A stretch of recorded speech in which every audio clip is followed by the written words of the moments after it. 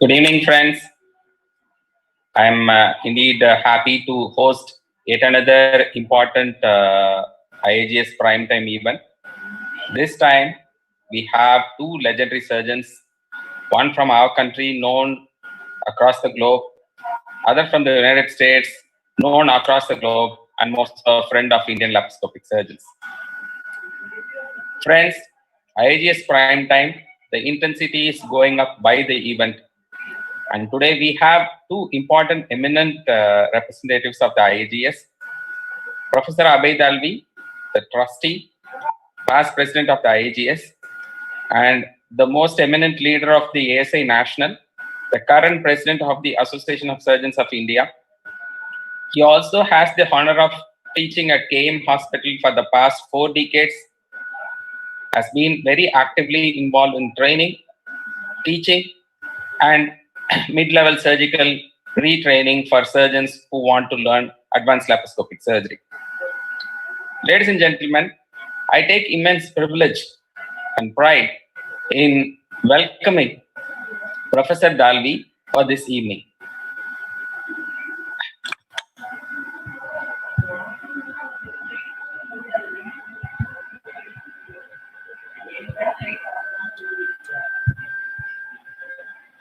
An honor to introduce Professor Barry Salky to the newly introduced IAGES Prime Time on the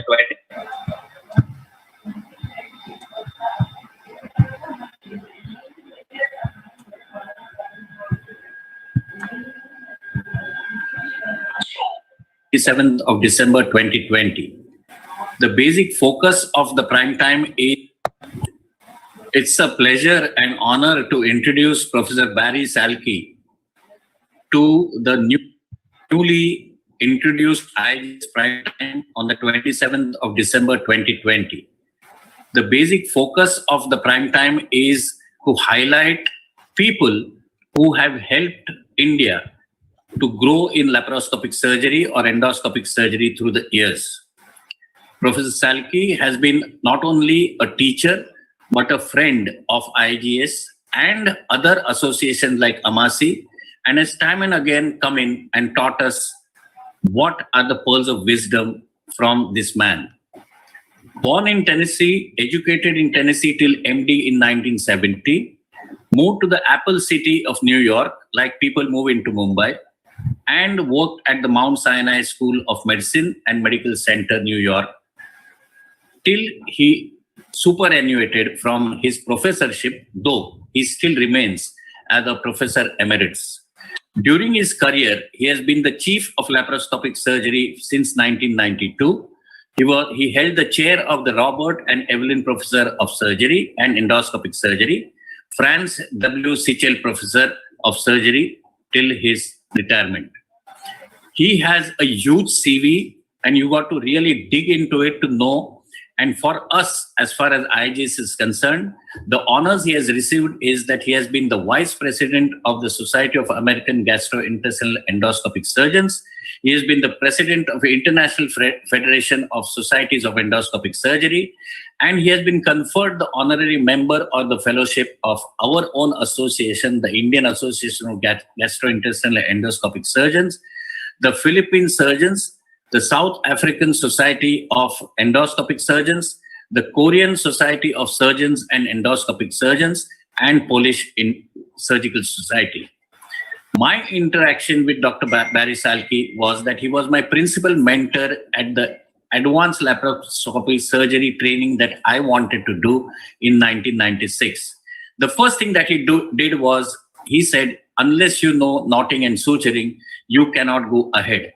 So his dictum was, previous day, 1 hour of training on a small endo trainer, do that, come back to me, I will allow you entry into the operation theater. Second thing I learned when he used to teach his fellow Alan Posner, how to teach juniors, my way or highway, that is what he used to tell him. And then also he made friends. I became a friend, and once he became a friend of mine, there were no hold bars. I'm thankful to him to have attended my 60th birthday party during the SAGES conference in Seattle. And after that, once I wanted to get exposure to robotics, and the person whom I was communicating, I had said, you can ask Dr. Barry Salky, and one recommendation, Dr. Salky, I got into robotic training. I was fortunate enough as the president of IAGES to invite Professor Barry Salky to deliver Professor Udwadia oration, which he absolutely did very well on paraesophageal hernias. Professor Barry Salky used to look something like this in 1978 when he actually was awarded Arthur Apsis Senior Prize in Surgery, and then he has been a legend in himself to really propagate the art of laparoscopic surgery. More importantly, as a student of his, he taught basics and laid foundations, the most important thing, rather than just doing operative work. So the difference between the great and the legend is their ability to focus on longer period of times. I think he has done it since his senior residency. And today he's coming back to a topic on intracorporeal anastomosis. Its time has come for colon and rectal diseases. It's my real pleasure to ask Sir, this is the first time I'm calling him Sir, Professor Barry Salky, to deliver his talk on intracorporeal anastomosis, time, colon, and rectal diseases. Thank you, Dr. Salky, for being a good friend of India, coming on various occasions in spite of problems and helping us to actually develop minimal access surgery. Thank you. Hello.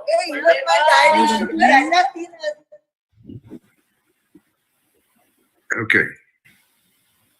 Well, if you'll allow me to share my screen, you have to turn yours off. I will give my talk.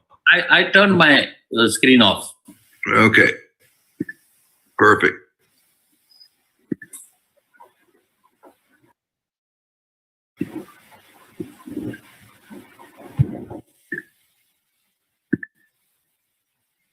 You see that? Okay. So, Professor Dalvi, thank you so much for the very kind words. You know, I've been, my first trip to India was in 1993. It was an eye-opener for me. It made me understand clearly that the United States was not the only place where surgery was practiced, good surgery was practiced. I learned every time I came to India, I learned many things from Indian surgeons, many things. And I was fortunate to be able to incorporate a lot of the things that I saw in India into my own philosophy and my own practice of surgery. And I think the combination of those two things has been not only very good for me, but very good for the teaching of laparoscopic surgery. And for me, this is just an extension of that. I think, if I remember correctly, I think I've been maybe 17, 18 trips to India, and I love you guys, that's for sure. So I have a few minutes to talk on intracorporeal anastomosis, and I think it's incredibly important because as everyone knows well, laparoscopic surgery is continuing to evolve into a variety of different ways. Still not 100% sure exactly where it will all end up, but what is really important that we as surgeons, practicing surgeons, not stay static, to continue to do things that are in the best interest of our patients, and that's where I think intracorporeal anastomosis has its major role. And I hope to be able to share that.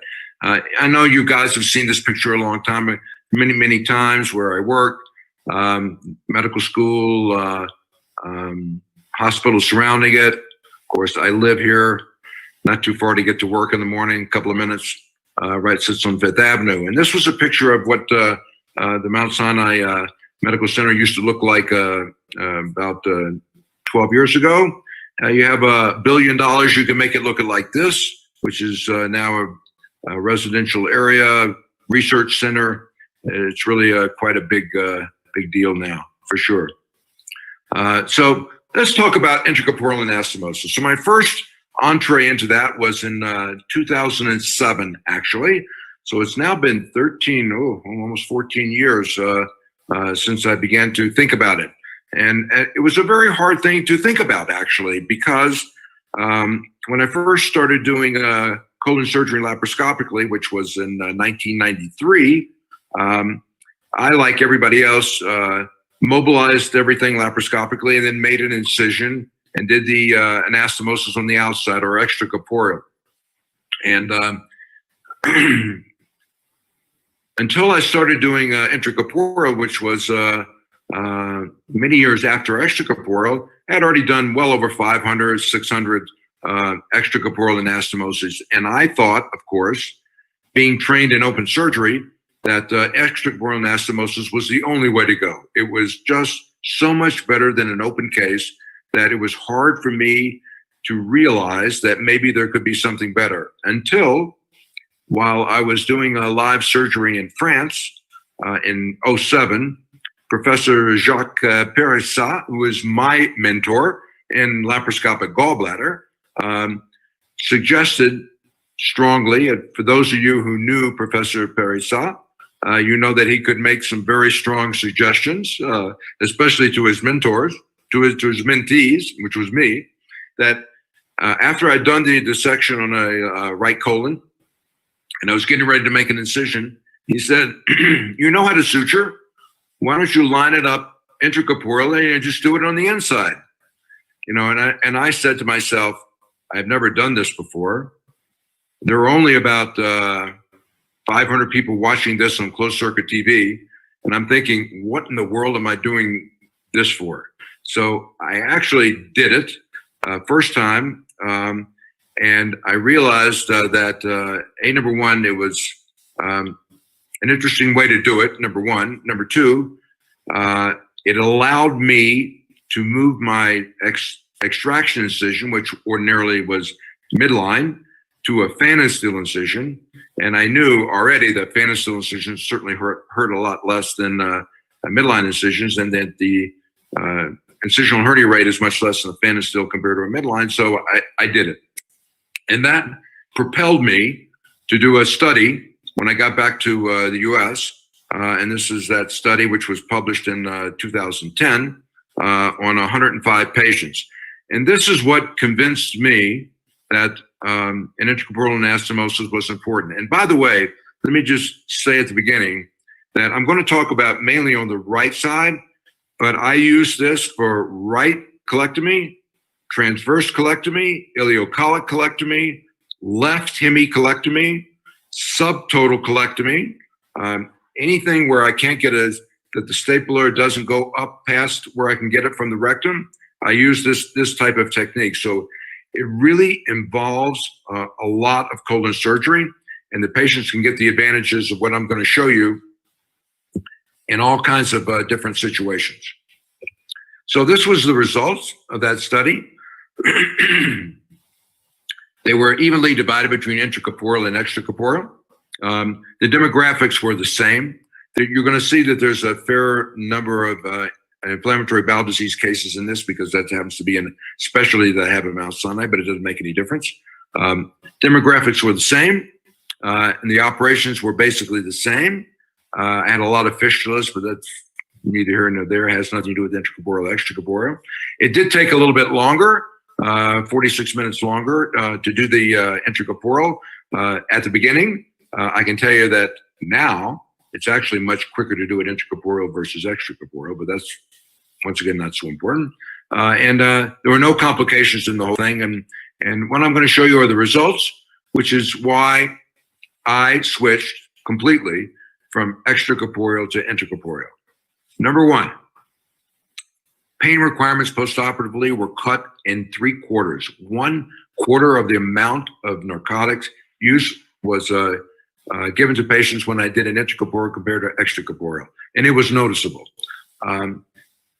Function was quicker, and that's all important maybe for insurance companies and things like that, and the length of stay was shorter. I know there are differences in length of stay according to different cultures and different hospital systems, but in the U.S., we really pay very much a lot of attention to that. And that was shorter, but what was really important is what it did for the patients. The perioperative morbidity was cut dramatically with an intracorporeal anastomosis compared to an extracorporeal anastomosis. So being an inquisitive sort of person like I am, I asked myself, why is that? I didn't really know, but I think I had a pretty good idea. Talk about that a little bit later, but this is the reason that I switched. So following that, there've been a lot of studies, and I'm not going to go through all the studies, but I'm just going to show you some things I think that were important and sentinel studies that to confirm that intracorporeal anastomosis is appropriate. So we're talked a little bit about robotics. I'm sure we'll talk about that a little bit more, but comparing robotic right hemicolectomy with an intracorporeal to a laparoscopic right colectomy with extracorporeal and intracorporeal anastomosis. And it was a retrospective study, but it was large. Came out of Italy, and it was published in Surgical Endoscopy. No surprise here. The robotic arm offered significantly better perioperative recovery compared to a laparoscopic extracorporeal. Why? Because robotic made it so that the feeling was that it was easier to perform an intracorporeal anastomosis compared to a laparoscopic case. But when you compared robotic to a laparoscopic intracorporeal, it was absolutely the same. And that's no surprise. Why? Because it's an intracorporeal anastomosis. It's just using a different technique to make it happen. So it did show that intracorporeal better than extracorporeal, both on the robotic arm and both in laparoscopic.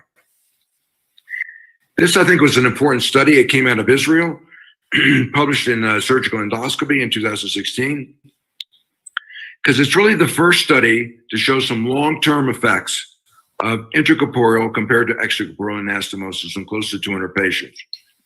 And what I think was really important on most of this study was that it showed that the first study to show that when you switch from a midline incision to a phalansteal incision, you're going to cut your incisional hernia rate down. This was significant. And this was my experience as well, but I didn't have the long-term follow-up. This had the long-term follow-up to show that 2.2% versus 17% phalansteal compared to a midline incision. Most of us surgeons don't admit to ourselves that incisional hernias occur, especially long-term. But if you can switch the incisions, you get much less incisional hernia. And that, from an economic point of view, healthcare economic point of view, is significant. So, and what about randomized prospective trials? So I tried to get the latest and the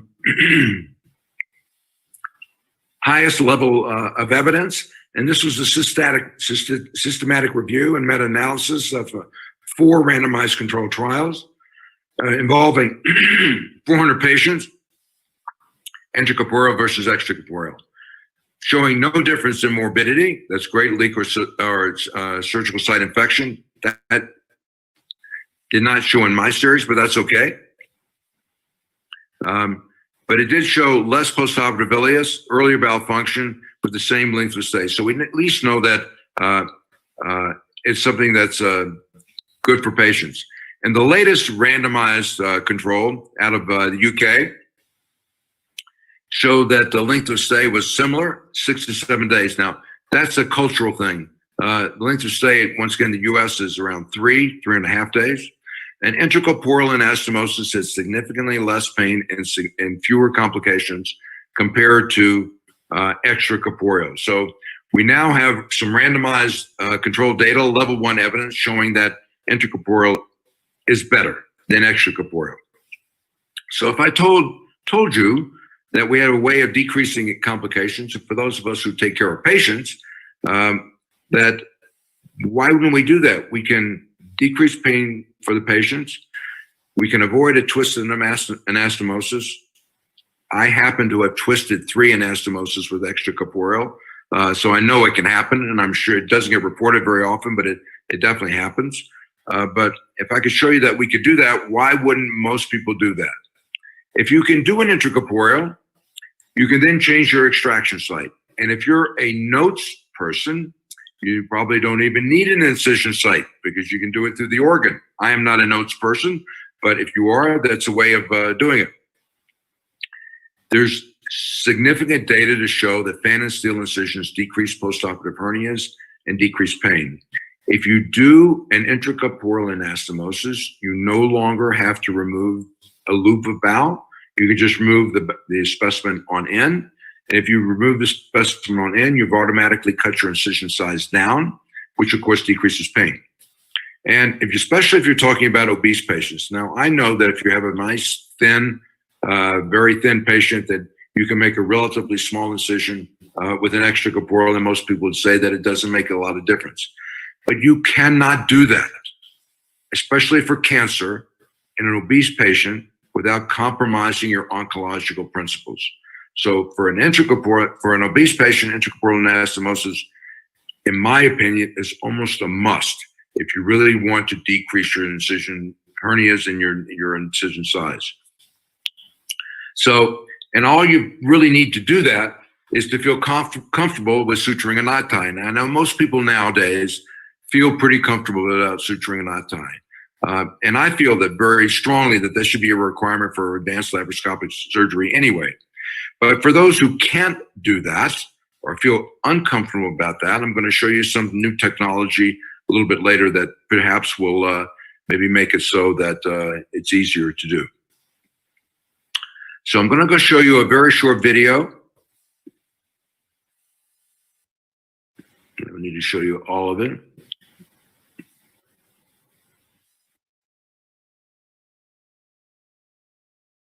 So you'll see, this happens to be an ileocolic, and you can see here that the bowel has been divided. What you do is you go to the base of the mesentery to make sure that it's not twisted. If you see the base of the mesentery straight, then it is impossible to twist this anastomosis. And look how comfortable everything is, that it just lies without any tension.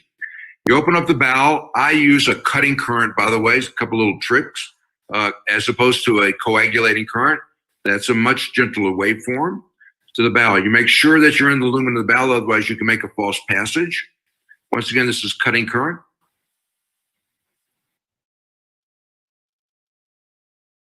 Make sure you're in the bowel. By the way, this is one of my advanced fellows doing this, not me, but it just shows you it's not too hard to teach. A little trick, you use your assistant to hold the bowel onto the stapler, put the other side in, bring the two jaws together, and close it. Another little trick is to have your assistant hold the edge of the bowel up so that if there's any fluid in the bowel or stool in the bowel, it stays in the bowel and it doesn't come out. That will decrease your infection rate. Next is suturing. So you can suture either towards yourself or away from yourself. At the beginning, I sutured towards myself because that's how I was trained in open surgery. I found very quickly that it's easier for me to sew away from myself. And I have my assistant hold the bowel away. That allows me to make sure that the 2 ends of the bowel are at 90-degree angles to my needle. Just makes it easier. And of course, knot tying. This is a standard C-loop and to tie. I won't show you the whole thing, but you can see how you can line up the bowel so it's at a 90-degree angle to your needle, just like you would do an open surgery. And then it's just a matter of over and over sewing this. Also notice, just from a technical point of view, that I try to use the tips of the instruments, not the base of the instruments, to handle the needles. Square the needle, use the tip, grab the thread, 90-degree angles. Very simple. It takes about 5 or 6 throws to close an enterotomy. So there are some people, and once again, I really want to stress that I use this for rights, transverse, lefts, subtotals, of course, small bowel, but everything except for where I'm going to get a staple up from below. I do like, if possible, to tuck the ends in. It's just the way I was trained. I don't know if it's necessary or not.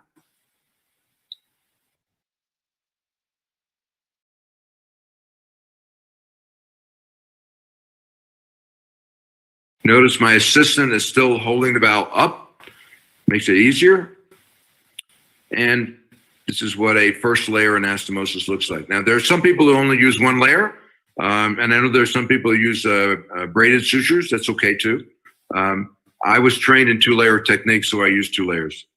My first one is a synthetic material braided. My second layer is a synthetic that's non-braided, monofilament. Just makes it slide easier, so I can take 3 sutures at one time and then pull it. Saves a little time.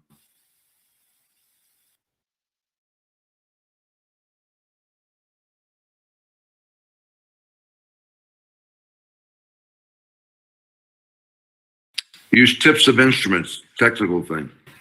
Handle it much better. And this is had been edited a little bit, but it's mainly real time, so it doesn't take very long. It takes about 4 or 5 cases to get really good at this. Not very long at all. The learning curve is very short. Okay, I think you got the idea. Most importantly, use it for rights, lefts, all those. So I want to touch a little bit on the morbidity. Why is the morbidity less? Well, I don't have any real science behind it, but I think that the reason is because there's no mobilization of the native colon that's left behind. Therefore, the vascular supply is totally intact, and especially the venous drainage. I don't think anybody is going to put a piece of bowel back into the abdomen doing an extracorporeal anastomosis where the blood supply looks bad. I mean, if it looks bad, you're going to take care of that right then and there. So why do we get leaks then if we have a good vascular supply? Well, either technically we haven't closed it properly, or something happens to the vascular supply at the anastomosis to cause a leak. And I think anything that we can do to make sure that the vascular supply is intact is very, very helpful. And that is the reason that my leak rate went from 3% down to a little bit less than 1% with an intracorporeal anastomosis. I talked already that you can't twist the anastomosis. Well, listen, anything's possible. If you don't do the thing right, you can twist it. But if you look at the base of the mesentery, make sure it goes up straight, it's impossible to twist that anastomosis. Once again, you can take and make a smaller extraction site because you can move it on end as opposed to a loop. And for me, one of the most important things is the extraction site can be moved from a midline incision. Most of us, when we do an extracorporeal anastomosis, after we've mobilized everything, we've made that part of the bowel midline, and most people will make a midline incision of some manner, shape, or fashion. Making Fanasteel will help. But for those who can't or won't suture intracorporeally, we've been working on the development of a novel stapler that will actually make it easier to do an intracorporeal anastomosis without the need for suturing and not tying. It's a prototype. I'm going to just show it to you. It's not ready for prime time yet, but it will be. It looks like sort of like a regular GI stapler, but it's not, as you will see. And I'll explain it. Now, this is a pig model, but you're going to see it's like a GIA. And what has been done is that 3 of the rows of the staplers have been removed over here. And instead of the the 3 rows of staples, we have a device that's novel that actually allows capture of the common enterotomy. It can capture the common enterotomy of the colon, small bowel. It actually can capture the common enterotomy of a Roux-en-Y, gastroenterostomy. So it can capture a lot of different things, but you'll see how it works. Once again, it's a pig model, small bowel resection. The resection's already been done, and now we're going to try to close the enterotomy. It's a very short video. So it goes in, it's 60 millimeters, goes to a 12. The device rotates out. This is on a handle that rotates it out. And there's a lot of IP in this thing, but these two prongs will come together, and we're going to find the enterotomy on the pig. You can see that. This is actually the first time I use this device. So we're trying to figure out exactly how to do it or what to do. The prongs are specifically designed to hold the bowel on it, so you don't lose the bowel.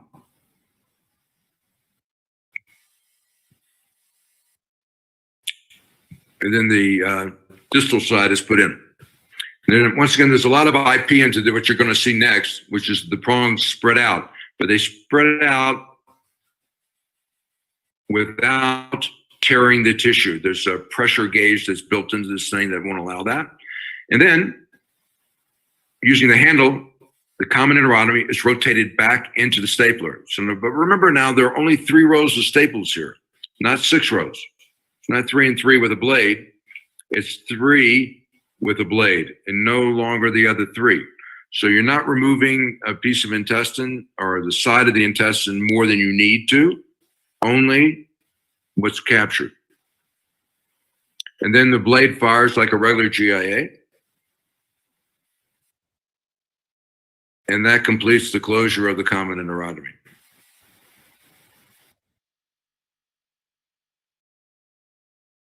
The first time I used that, it actually took 1.5 minutes to capture and close. It takes about 15 to 18 minutes to do this suturing. So it's a novel device that's hopefully will come out sometime soon, and to make intracorporeal anastomosis easier for most people. When you do an intracorporeal anastomosis, of course, we can make a small fan and steel, like here. This happens to be a small person with a inflammatory bowel disease patient, but they're not all small. Here's a right hemicolectomy on a fairly large guy for cancer. As opposed to having an incision here or here, we've moved it to here, which I think is a huge advantage for patients. So, trying to keep on time, there is I think there's a lot of compelling data to support the use of intracorporeal anastomosis in laparoscopic colon surgery. And it's not only for rights, it's for lefts, subtotals, transverse, all of them. I really believe it should be standard of care now. If for no other reason, just to decrease the incidence of an incisional hernia, which will save our healthcare system a serious amount of money that we can be using in other ways. And one last plug, SAGES will happen this year. By the way, the date has been changed. It's not June 15th or 18th, it's August 31st through September 3rd. It will be in Las Vegas.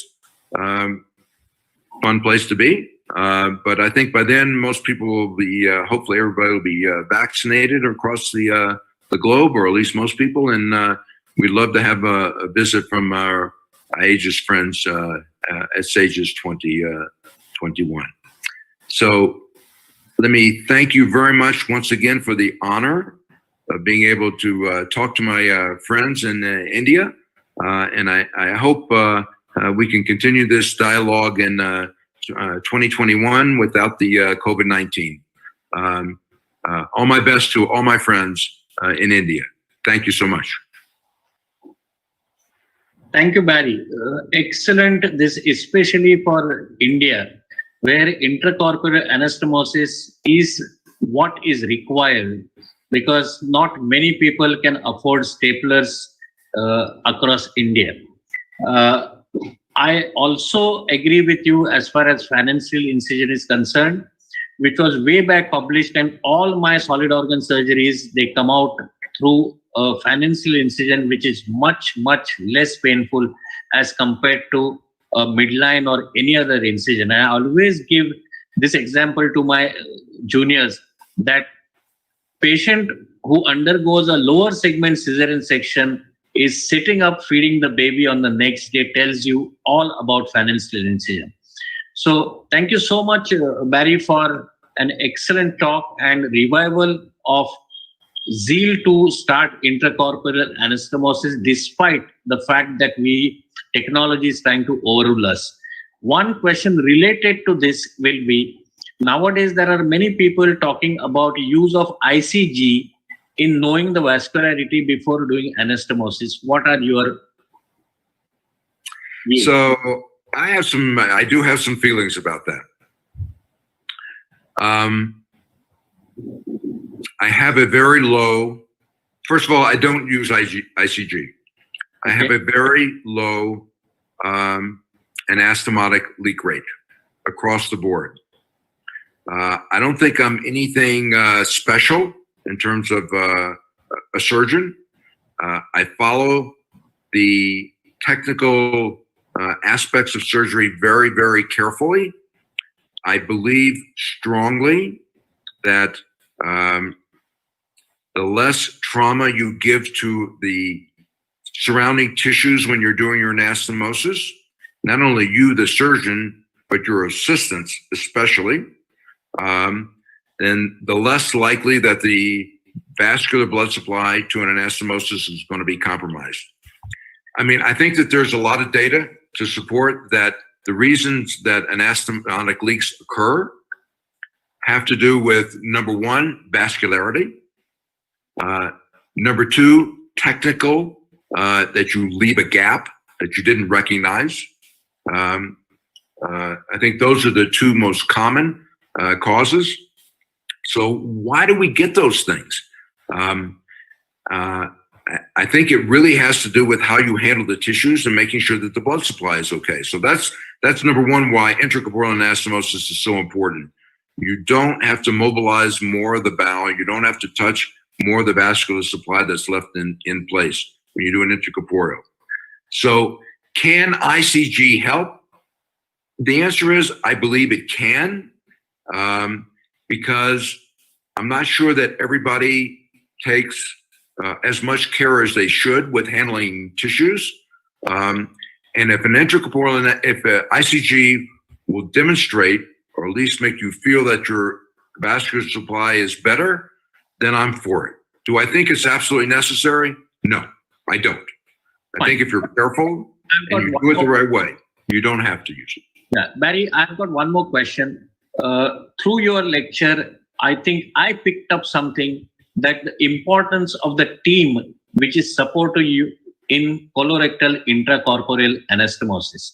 So in the initial period when you were trying this intracorporeal anastomosis, what were your fears and how did you choose your camera person, assistant, etc., to help you in giving proper traction, showing you what you want, and getting the suture line vertical so that you could actually suture properly?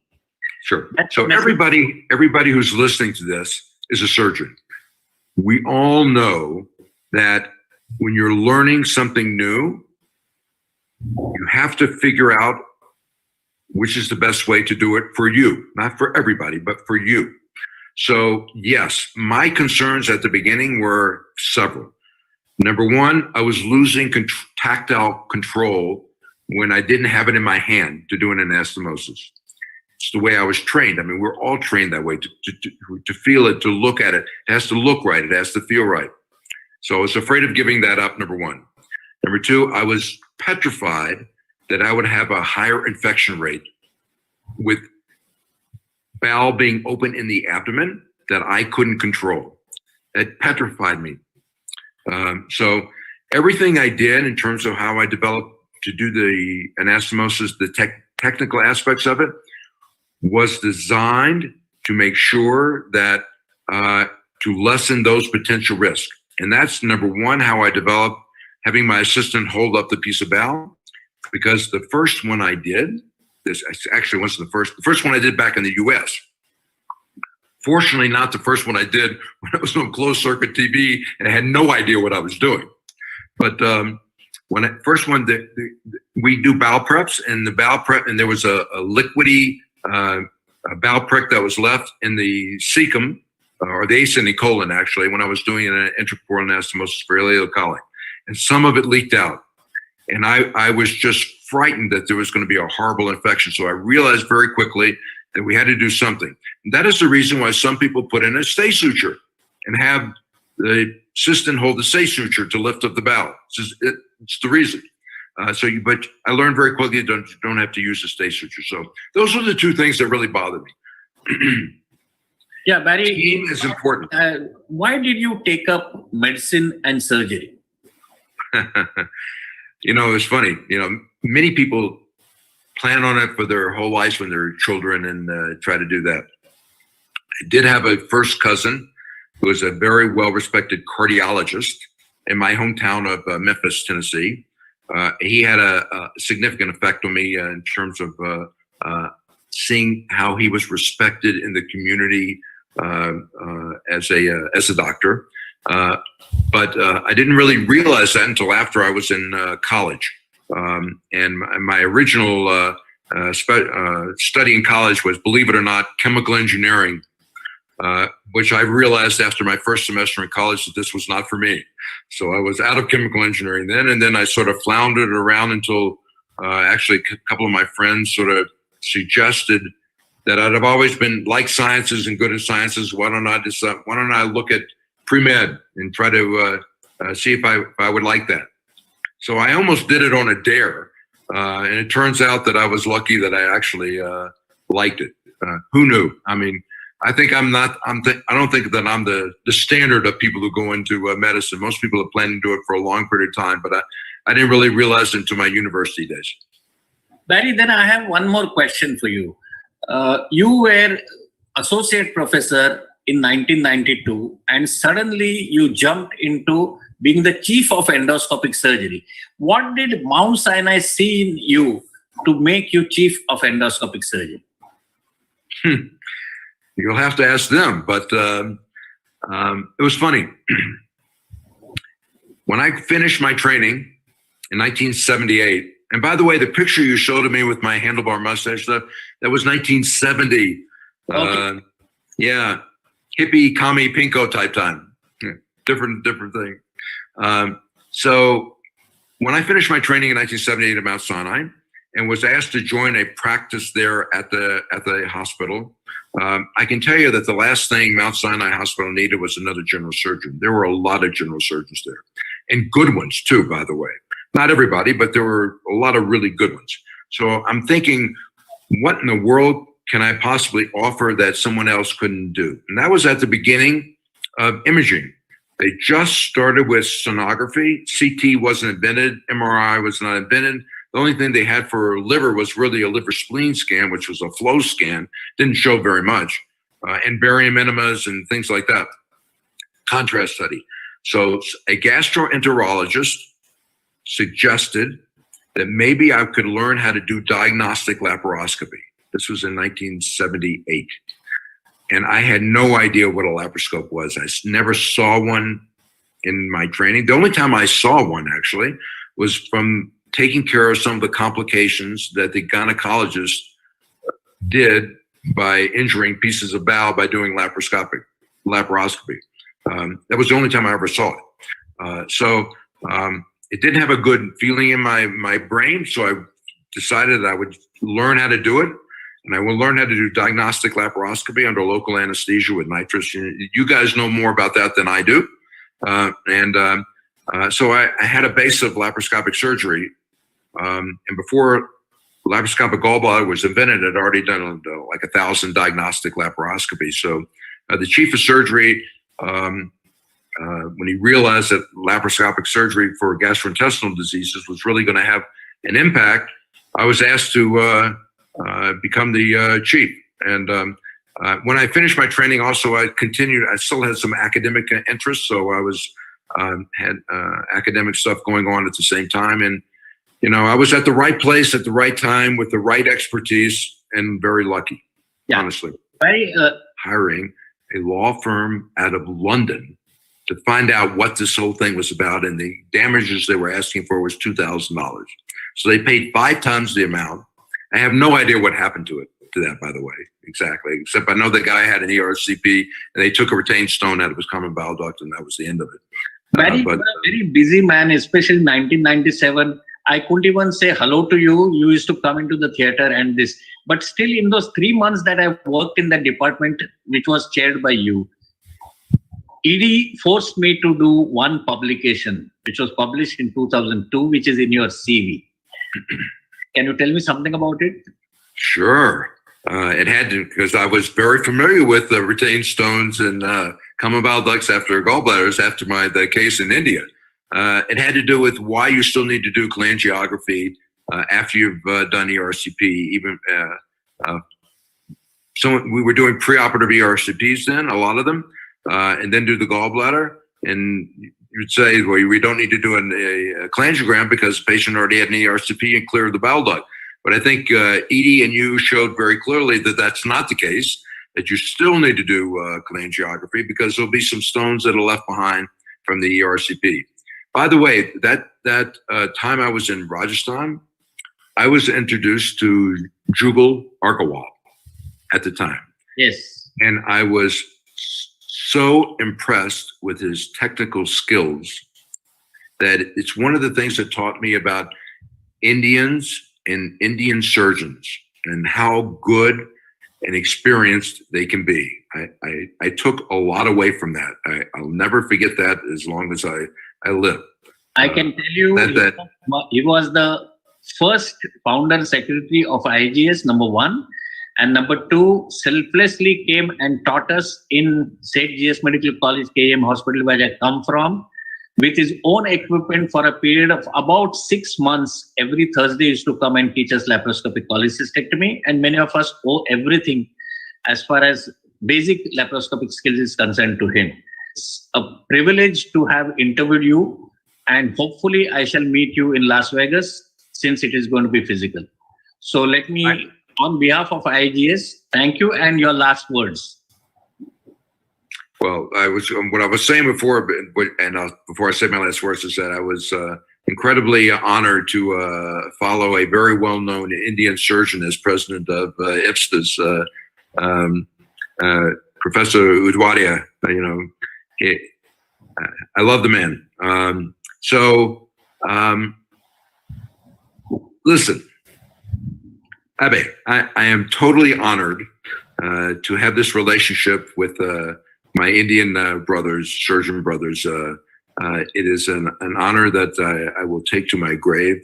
I think every time I think about my experiences with your wonderful country, it does nothing but make a smile on my face, and my heart just glows every time I think about it. So it's totally my honor. And I can't wait for this pandemic to be over so I can come visit in person. Definitely. Thank you so much, Professor Barry.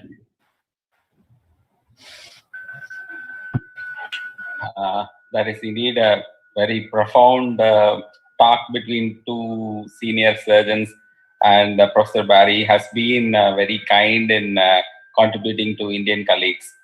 Now I have a couple of questions, quick questions from the floor before we move on to the next half of the program.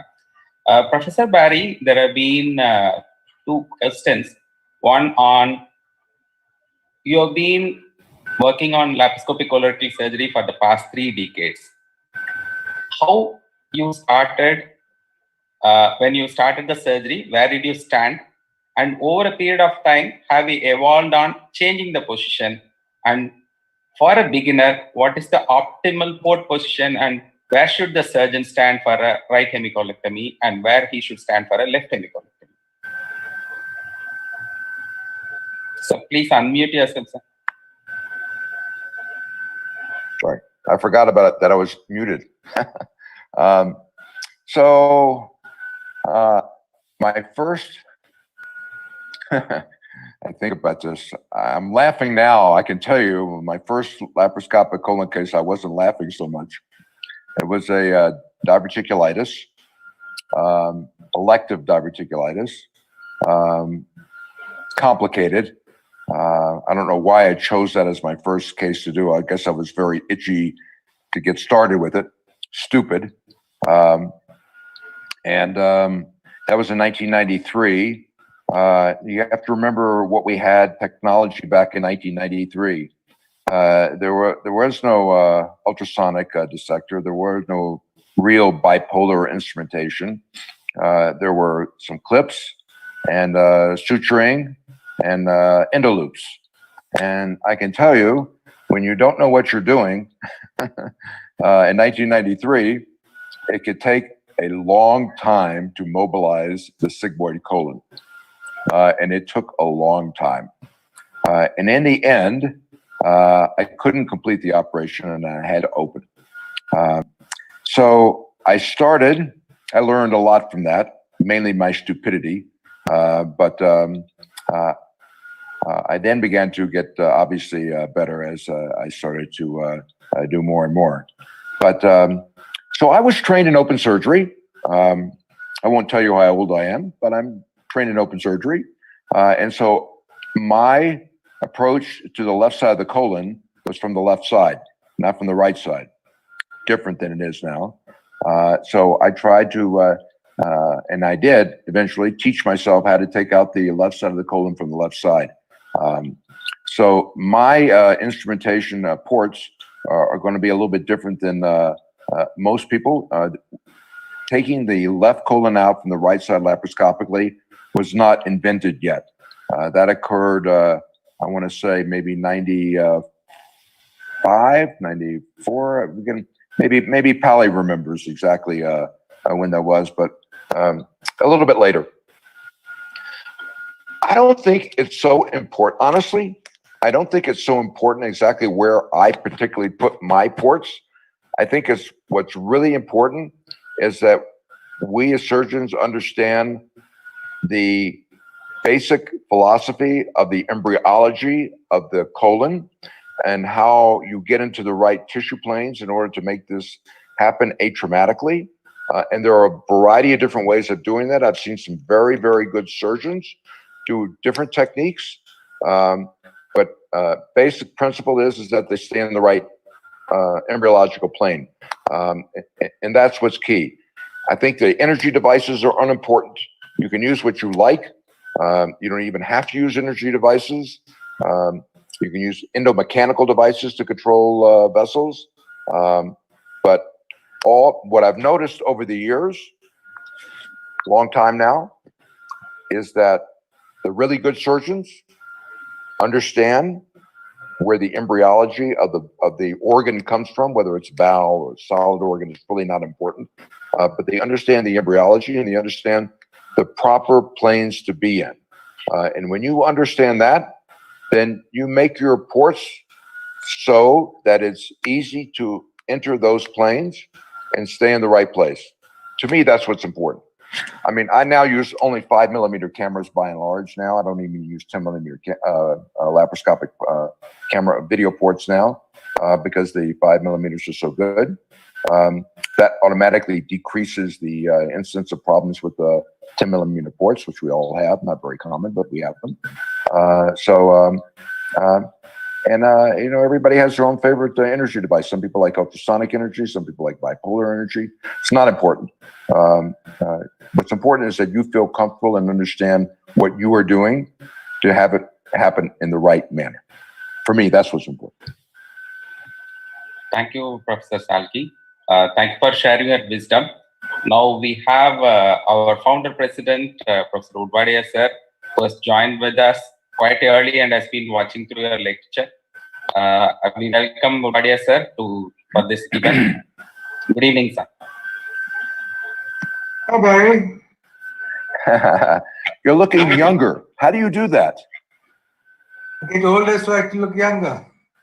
Next time you come to India without asthma. Everybody is good. Everybody very, very, we're all fine. No problem. Good. Thank God. And the golf's good?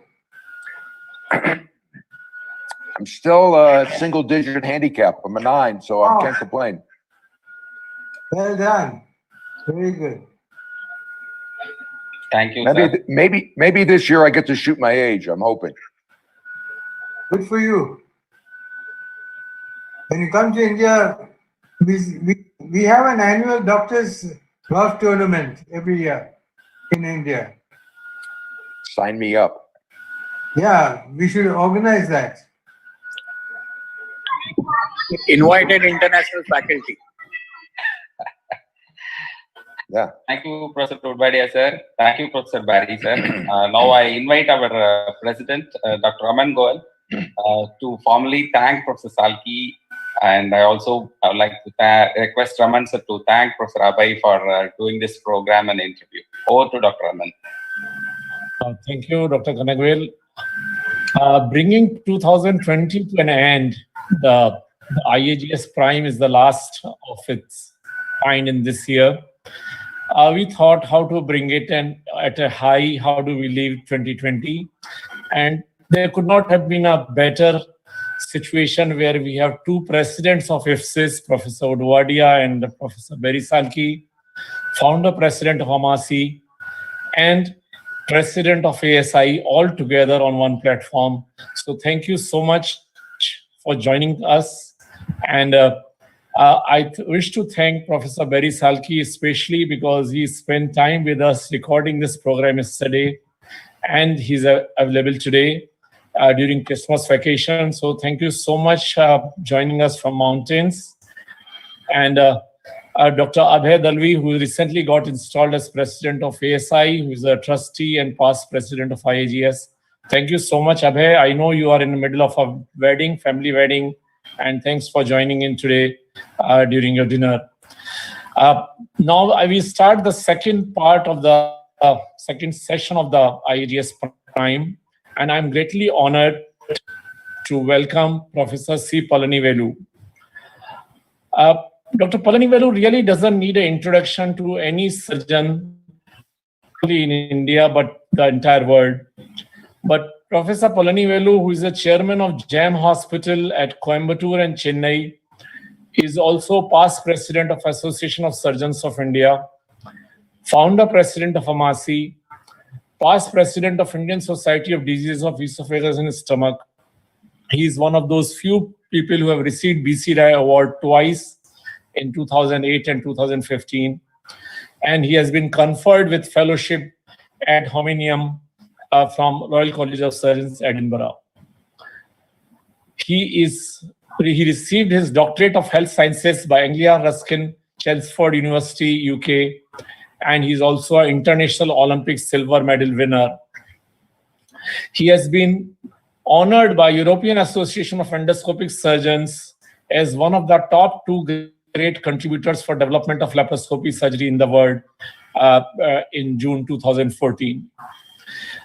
Professor Palanivelu is visiting professor to many universities worldwide and is one of those few surgeons who has performed outside India live surgeries in UK, USA, Latin America, China, Korea, and many other countries.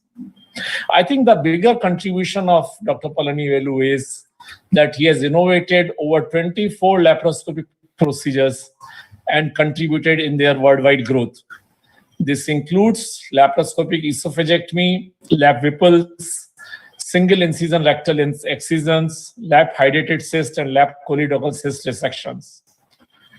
Dr. Palanivelu is not only a busy surgeon or a pioneer, he has published over 210 research articles in international journals and 5 laparoscopic books, which were subsequently translated in Spanish, Chinese, and Korean languages. It's a great honor because he has been instrumental in getting thousands of Indian surgeons motivated to take up minimal access surgery as a subspecialty. A true trainer of trainers. Friends, I first visited him in 1996 at Coimbatore at a time when he was operating at Vednayagam Hospital of Dr. Kandaswamy. And I remember because I went from Mumbai, I was staying in a hotel, and Dr. Palanivelu will start his first surgery at 6:30 a.m. in the morning. And even if which was very, very difficult for me because the hotel will serve the breakfast at 7:30, and I would always end up without breakfast in his operation theater. And then a unique thing that I remember about him, besides so many times, I think Coimbatore remains the most visited city in India besides my hometown. The one reason is Dr. Palanivelu. One thing that I remember is in a conference on a Masikon, there was a prayer being circulated in the name of Dr. Palanivelu. I have never experienced this, the kind of devotion and loyalty and respect for a surgeon, what I have seen for Dr. Palanivelu in his trainees or his mentees. So welcome, Dr. Palanivelu, on this IAGES platform. Thank you so much for joining us and waiting for so late on a Sunday evening. Dr. Palanivelu. Would you unmute yourself, please? Okay. Thanks, Raman, so much. Talking about me, I'm really excited. And that day, today, you made me to part of this prime time when Professor Udvadia and Professor Barry Salky and Abhay Dalvi, all the, in presence of talking to you, something is gives me excitement. And I'm happy, Raman, making up this program. Welcome. So, friends, we all know so much about him. Probably every surgeon knows about Dr. Palanivelu in detail about his surgical skills. I thought, what could we ask him, which will be something new for us? So I thought we will ask him in 4 segments today. One would be about his personal life, his evolution as minimal access surgeon, development of a surgical team and GEM hospitals, and what is his opinion about surgical outcomes. So moving on, Dr. Palanivelu, we know that you have come from a humble background. Your father worked on plantations in Malaysia under British, when you returned to pursue education with extremely limited resources. I have read your CV and your biography and the books on you in detail, but ultimately you made it. So I want to ask you, what does it take to succeed? How much it has drained you emotionally? How much it has toughened you up and made you a fighter? And that brought about your success? Yeah, I think, Raman, I don't know how to answer this one. Of course, my want of leaving, my parents moved to Malaysia. We were in the palm oil estates. And the father taught me one thing. And whatever one has, and education is one going to give the value of life. That's what my father taught me, education all the time. But somehow or other, I have a more patriotic from the childhood. So after my 5th standard, then I want to come to India. That time, even we did not have money to come to India, buy a ship ticket to come. So I was also like my parents. So I was also a state worker, a daily wage laborer for a couple of years, until almost 3 to 4 years, then came to India. So that time, from the childhood, my grave for education is strong. And that's why whatever I achieved it, and that perseverance my father taught me to get it done. Because they are all laborers, hardworking, and look, and that Malaysian background made me that I should do something, I have to do it. That's what I cannot say otherwise to do it. But when I came to India, and after my, this, and looking at the village people, looking at the way people, I also had a very tough to complete my school. So I should do something to the villages, otherwise no meaning, no? That's why they said, there are no doctor at all in my area. Not even, those days, not even MBBS, licensed doctorate also not available nearby villages. So all has to suffer. That's why something I should become a doctor and get it done. This way life moved on in the beginning. Okay. So, we are almost similar age here, Dr. Palanivelu. What I see is that those days when we did our undergraduation and graduation, people could do it because the tuition fees was very less in colleges. There was hardly any culture of coaching classes. Most of the education happened in schools and colleges. But do you think in today's time, a person with limited resources will find it very difficult to become a doctor and rise up in career because of the medicine has become expensive and the post-graduation has become even more expensive. What is your opinion about that? No, I don't think, no, now at least state governments, central governments, lot of schemes available for education. I don't think now it is difficult. Those time, I belongs to a forward community. There is no section to get a special priority and no scholarships. So in schools, we have to work in the field and go to schools, get to study. So that time, that was not much support from anywhere. Then we are able to get it. It is the mindset of the people. And if you wanted to go to private college, you wanted to get education, then you have to pay lakhs of rupees. There are now government institutions, both central and government, compared to our age group. When we studied school, went to colleges, now the opportunity is much more. So if one decides that he wants to become a doctor, want to do it, he has to study himself and secure. And there is a merit system, entrance exam. When I was in MBBS, when to join, there was an entrance exam. It was an interview. Then again, the difficulty in getting into colleges. Now a good fellow will get it easily if he studies well and without depending on their parents or political influence. So one should believe in his own and lot of opportunities now. And I think, I don't know city level.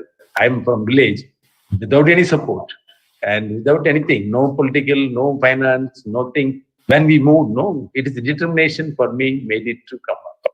That's why now government is doing so much. I personally feel, but too much government is giving. That's why everybody talking about comparing this expenditure in the private and government. In government still, it is cheaper. That time I could get MBBS because I was studying medical college government school. Fees was even that my village people gave me. I did not have money to pay. Now government is giving you money. And only thing students has to study. So motivation is more important for that. Okay. Dr. Palanivelu, I have seen you operating from morning till late evening, operating, then doing endoscopies, then OPDs in evening. How did you find time for your family? So during those days when you are, even now you are a busy surgeon, but then you are traveling for workshops all over the country and internationally.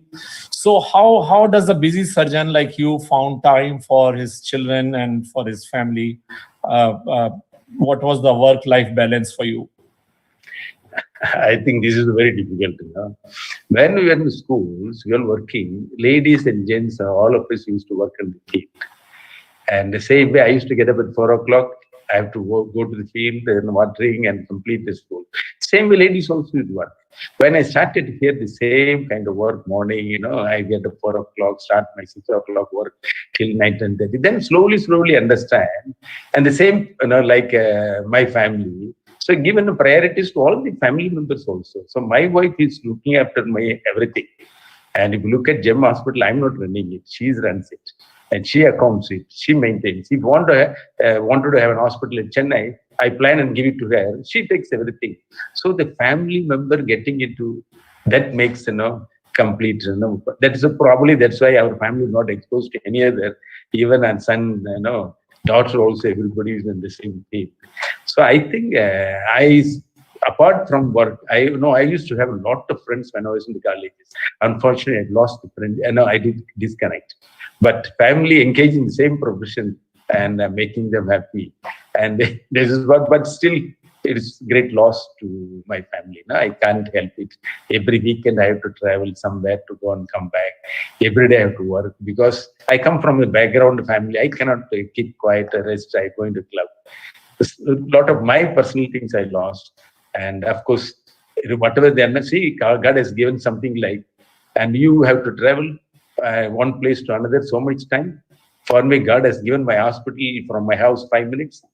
And also in the temple in between prayer also I can make it in the morning. So I am not wasting time on travel otherwise, except teaching and my own work. Some other time, about very tight work, running it all the time. That is it has to go. So if you are working throughout the day and it's a tight schedule and you have, what does make Palanivelu relax? What does make you happy? Is it a good surgery done, or is it a evening sitting with friends? what are you in a private life when you feel very relaxed? That's why one of the time the management students are asking me, sir, what is your hobby? Hobby is surgery.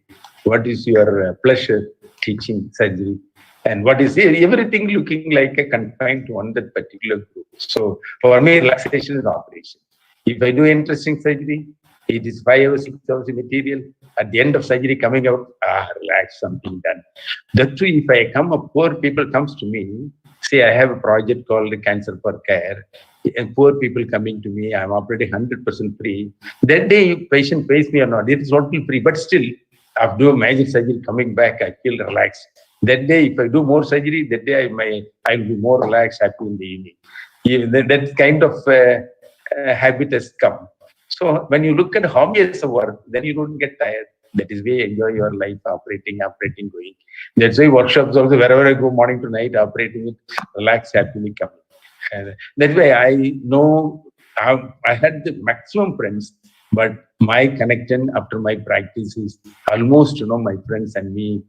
That is one thing I am, Praveen always say, Appa, you had a maximum number, now you don't have connection. But some or other, you like surgeries, you are going with surgeries, be happy with the surgery, that's what it is. So there's the kind of dedication we see in you. And so, Dr. Palanivelu, one more question is, when did you realize that you can do advanced surgeries? At what stage in your career you realize that you can do certain procedures which were not even considered possible at that time? Most of the surgeons end up gradually shrinking their area of experience or expertise. They gradually start doing less and less procedures, but you kept on expanding your horizons. So at what stage you realized you can try doing different procedures? I think, Raman, I like to tell you this that when I was doing MS at Madurai, and that is the time I saw cancer, esophagus and liver, people used to come. Without treatment, they go back. Many of them die with the cancer without treatment. And some of the people, by luck, get surgery. Again, they come back within few months, 3 to 5 months time with recurrence. That is the time during my MS, I was, my mind went in, I should become a GI surgeon to take care of these people. So now my decision of becoming a surgeon itself, that GI surgeon itself, that time. So when I came to Coimbatore, established, because I want to work my villages, my background, and I can't even imagine to become a doctor. By God's grace, I become. So I settled down Coimbatore only to help Namakkal, Salem, this Coimbatore area, because the native I belongs. So we started the practice. I was doing and I'm a MCH GI surgeon. So people are liver resection or resection for me, open conventionally, very simple. Every day I was doing it. So when I saw that laparoscopic gallbladder in World Congress, Hollander showing laparoscopy, I saw that this is now has given me opportunity to develop. When I started laparoscopy, I was not interested only gallbladder to start. When I started gallbladder with intention of extending that to do. That's why then after 100 gallbladder and 6 appendix, I went to States for 1 month advanced exposure, attending American College in 92, and also went to Cincinnati that time, Ethical Endosurgery, conducting advanced laparoscopic training course. 3 days, $3,000. I did not have money. I had to borrow my friends to pay that course fee. And my determination to want to move, whether that time when I went to America, I wanted to see somebody will be doing hernia and will come back to doing it. Article on tap published, Duluk was doing, McCarran was doing, and Arege was doing. Barry Salky knows, McCarran, he produced, we had a party also. That time, I went to Cincinnati, again $3,000 paid, wanted to move. I did not know, there was no article published. When I did a TAP in October 92, it was first in Asia. So that was my laparoscopy. So move on. 93, I did APR and step by step. So that my motivation was there to do. That's why I realized when I saw the laparoscopy itself. And many of the procedure I can convert to conventional to laparoscopy. I have not seen many. First golidoctal cyst when I did it, nobody has done it. Michel Garnier said, people not possible, it's no benefit. 96, that in the World Philadelphia. I said, no, it is hand assisted.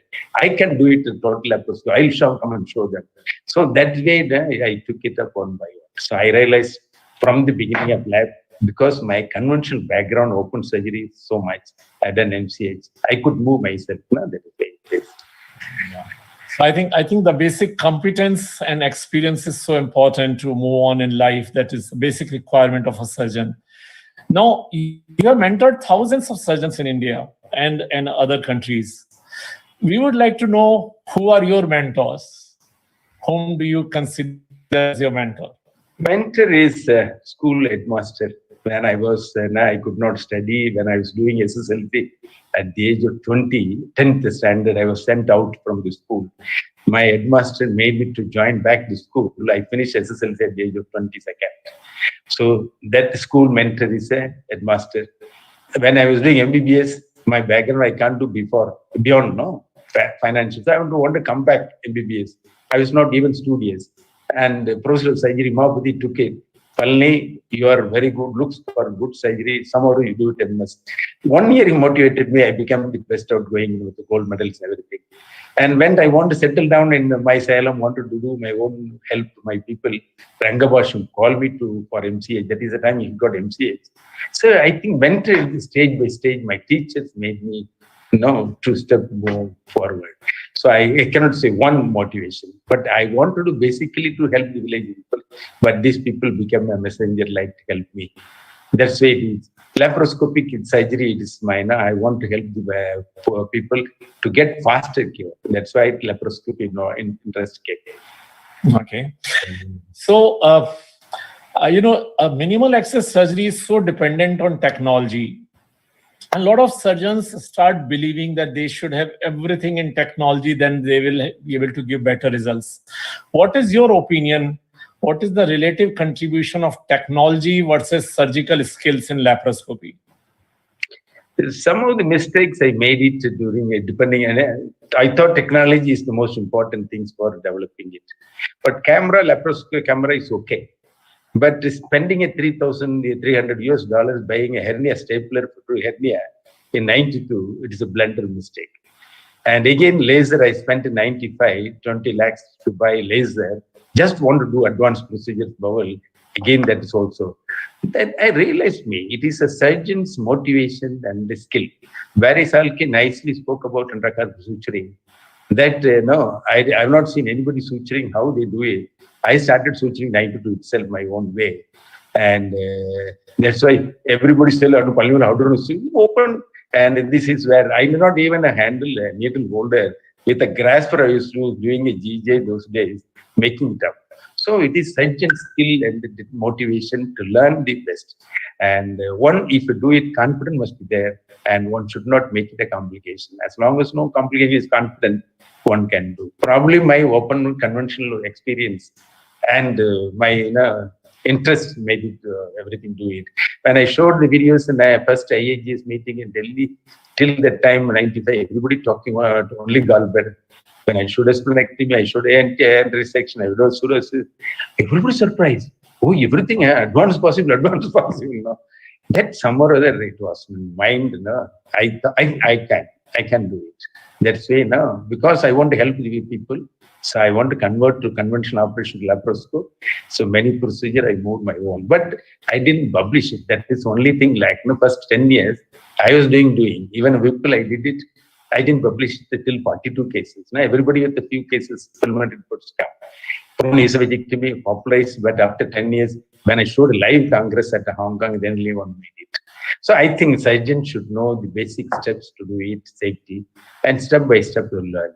And that's the way it is. When I saw them, there is lack of confidence in Indian surgeons. That's why I thought, okay, I should do something to make them confident, showing them surgery and how to be done simple way. Even a complex operation properly done is simple. So if you don't know, simple gallbladder can be, I have seen many times, Professor Udwadi used to say, even simple gallbladder can be made it difficult if it is not properly done.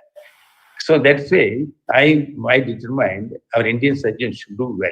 So every procedure, whatever I learned, I shared with all the surgeons, nook and corner, anywhere, if they call. That's why I was traveling. Because science not by one fellow, science by majority, and majority of people reach it, remote and cardiac. So that's what, and making it a cost effective. Technology makes sometimes too costly. That's why still now some of the procedures say, no, don't, unnecessarily you should not. Technology essential need to do it. They're putting it attackers for a mesh fixation, making it costly. I have not even, one case I have not used attackers for mesh fixation. No need. Suturing, learn, fix it nicely. Now everybody says suturing is more effective than attackers. And the complication factor is also high. So many people, technology also without knowing it, they get complications.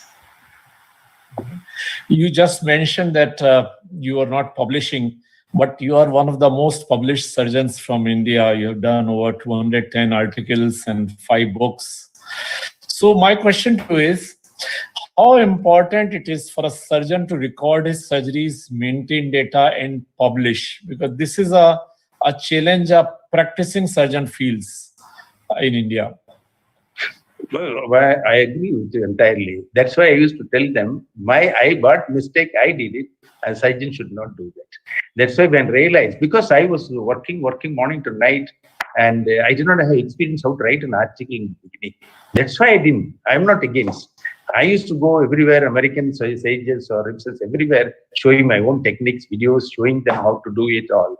But even 96, my modified laparoscopic was the best paper in Philadelphia. Even a 4D surgical endoscope wrote me a letter. Your paper is the best among the whole conference. We want to publish a special write-up and send me before this date. I could not do it. Only because experience and because my volume worked so much. When I started DNB residential programs, then only started writing it. So that technique which I got the best award 96, that article got 2005, and Barry Salky, he one of the reviewer, I remember he commented on, see how cirrhotic liver, how this guy made it to so many cases. Wonderful, right? Because that is where I initially lagged.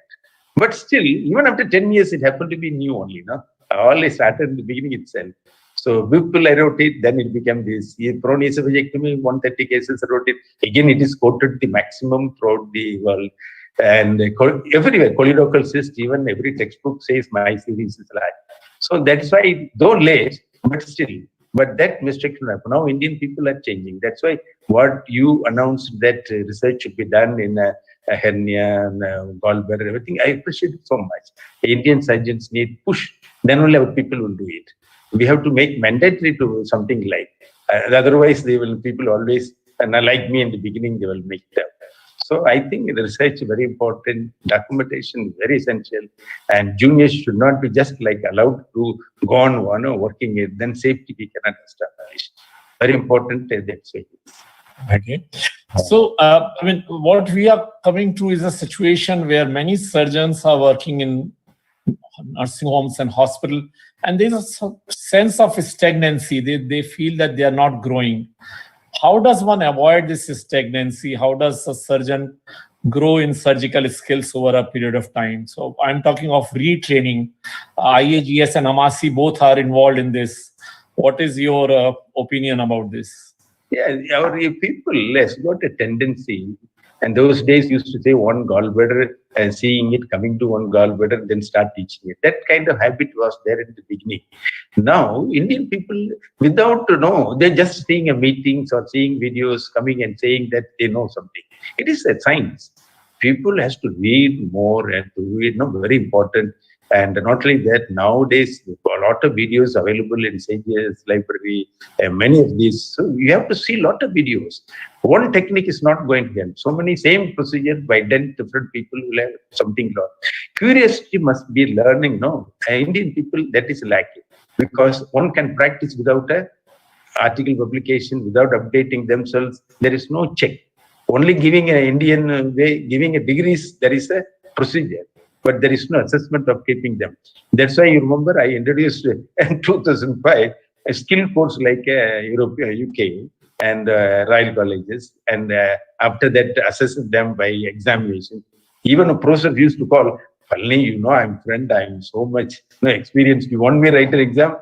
No, it is not for my sake. You assess yourself, are you capable or not? That kind of motivation. Then slowly people started reading more. I think we should have courses by IAGES, Samasi, and all societies should have a curriculum and teach. And everybody should have an assessment and improve their own. I think it is very easy now. And see, we have an online system, we have books. Those days, no books. No videos, nobody will give. If I want to buy a video, they used to say Americans, $100, $150. $150 buying a video is not that money easily can. And I went for a lab poly training course, $1,000 for a 1 day course, 1 day. And that also I was allowed to do pick. I even partly dissected the time over they took off this machine. $1,000 going abroad and spending so much. When I went for advanced course, $3,000 for 3 days. Again, too much money. But that's why I thought Indian, everybody cannot go. We make it available in India. But these people has to move. Nowadays, I'm seeing a lot of interest among the youngsters. They are doing very well and they are attending online courses. I attended many of the IAGs. You could have seen large number of surgeons attending. And this time, Masikan, 11,500 surgeons now attended that 3 days. More, till 10 o'clock night. And the curiosity is now. This time we should utilize their interest and give them the best way to practice. Okay. Dr. Palani, I'm going to ask you some of your secrets now. You are among the first few surgeons who created a surgical team in India. And surprisingly, they all continue to work with you. Each one of them, I know personally, is capable of heading an institution of their own. What is the secret of creating and holding a team together? I don't know how to say what is there now, but I wanted to help the surgeons train. Now, where they coming helping me, I will never, okay, give this one, give that. No, I make them to suggest me. My juniors can talk to me casually, suggest me technique. Barry Salky has seen my teams from the beginning. That time, they still the parser. These guys are with me. And all of them are 25 years, 28 years with me. Reason, I'm treating equally with them. And I'm helping them to learn what the best possible. I'm taking international meetings. I'm giving opportunity. They are also award-winning internationally. But some of them may leave. But I'm happy. Wherever possible, if they help the people, that is my mission. That's why you should not look at youngsters as a competitors. You should look at them. If they learn more, some of them coming from corporates, going, practicing it, charging more than me and more number of surgery. But my aim is only to develop science. I'm happy about it when I encourage them again. So that's why it is given more equal right to them. And we have to select the talented people who are interested, not at business. The same kind of people with me, same like, I don't look at income, what I'm running it. Similarly, most of my assistant surgeons never looked at their income. Whatever the management gives, they're taking it. They're happy. And equally, what they more than expectation, you give it. You give the opportunity to learn. And they travel more than me now throughout country to teach. That opportunity, yeah, I think. But it is all very difficult in India. And Indian people never, after some time learning, they put a camp opposite and make a more. They look at money as the practice as things. So that always 10 people who train, 5 people will be like 5 people with you. So with a good intention, teach them, that is better. But I don't know. No, I'm just giving them respect. Most of the people are with me. So today, Chennai or Coimbatore or Trichure, everywhere these surgeons are being very happy. Now I'm more relaxed. That way, still, of course, I'm working the same way, but more relaxed because they are taking the responsibilities now. Okay. I think that's you have shared quite a bit today. How keeping them happy and giving them respect is the key.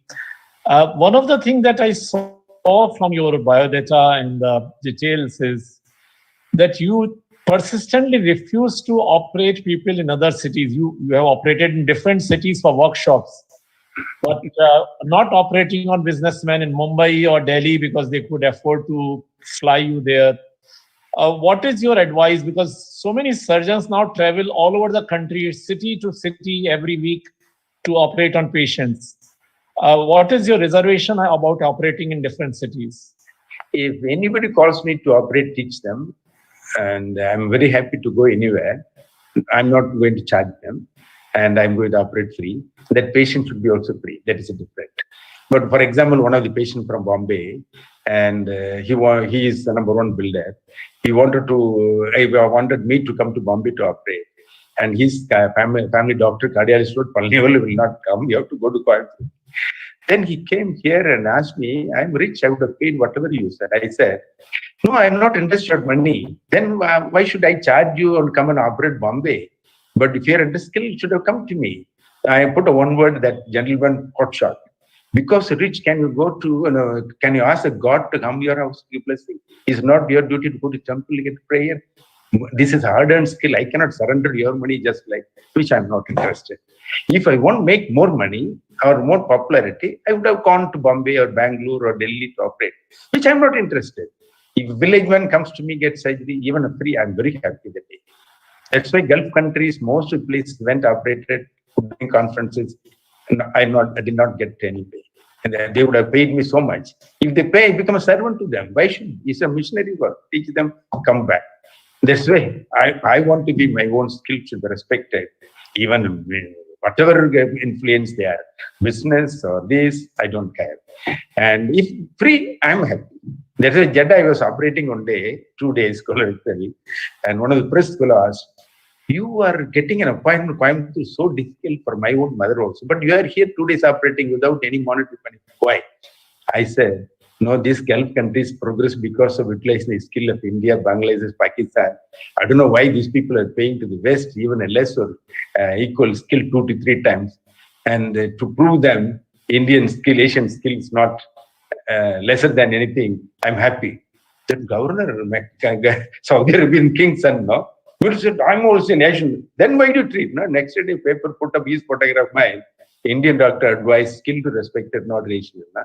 Discrimination. I could speak because I'm not getting money from them. If I get money, then I'm become a servant to the business guy. Why should I? That's why till today I'm happy, but I'm getting enough. Let's say keep it up. I don't know whether it applies to other people or not. And we should have our own respect our own, And that is the way if all surgeons respect their own skill, association will be stronger. We can dictate to the government. Because we want out with somewhere connection, everybody is in self-interest. That's why in India, association is not strong enough to every surgeon, whatever income, fine. We are getting enough to our living. Why should we go behind them? No, this is what I'm making it. I think that's very interesting because getting respect for yourself depends it's in your hands.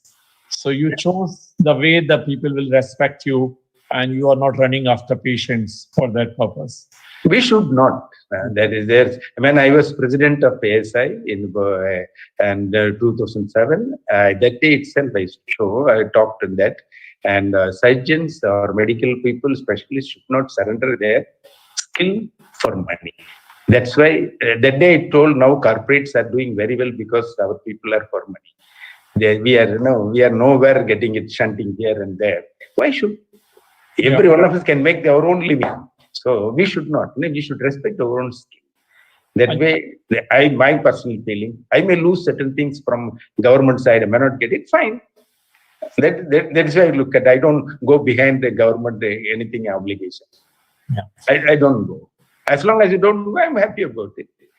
This is why I think every one of us should realize just because practice or money, just like going behind somebody, that they become a somebody. Even in Coimbatore, any VIP, anybody respect me more because of that reason. And one of the #1 company owner, LMW chairman, he used to go to America every time checkup. When he had a problem, at that time I'm known, then he said, Palanivelu here, why should I go to America? I will go to them. They go to own hospital, and that he's the president, his own hospital. He said, they wanted to come and operate there. No. Homely hospital, homely hospital. I will go to him only. He came and operated. That day I felt very happy. That's what the respect we need now. If I earned more, 1,000 crores, if I'm going behind them, no respect. I don't know. This is my perception. Only you have done more than making a living for yourself. When all the hospitals, private hospitals and nursing homes are closing down and giving way to corporate hospitals, you started not 1 but 2 hospitals. Oh, Raman, you don't know, there are 5 centers. Chennai, Coimbatore, Tiruchur, Tirupur, and Erode. And there are 3 small centers. Tiruchur, Varghese, you know that he's heading that center, Tiruchur. This reason, this is few centers. I covered. Okay. So what is the secret of, a lot of surgeons feel very frustrated, those who are owning small nursing homes, that the patients prefer to go to corporate hospitals, but you are running successful hospitals now. So what is the secret of that success? How do you keep these hospitals? Again, I told you, we're recognizing the talent of somebody. For example, all the centers, my own trainees are there, and I respected their skill. And if I don't give them sharing working part, they will go to some corporate, has to work somebody. They will not have recognition. I want to respect the skill, so I'm respecting them, making them in charge. So they run the show at that hospital. So they get monetarily. We are recognizing a skill. They're pushing up. My help is there always. I think that's where kind of now no CEO is running any hospital. Surgeons, my own trainees are running the hospitals. So they're very happy about it. So recognition more important than. That's why till today, 30 years, I have not seen my income what it was.